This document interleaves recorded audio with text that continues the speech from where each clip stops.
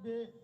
وأحلت لكم الأنعام إلا ما يتلى عليكم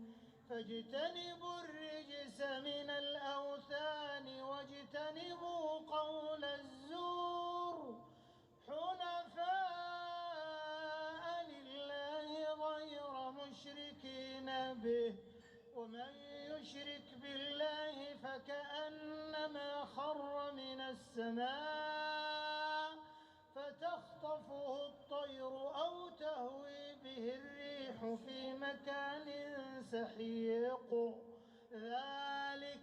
ومن يعظم شعائر الله فإنها من تقوى القلوب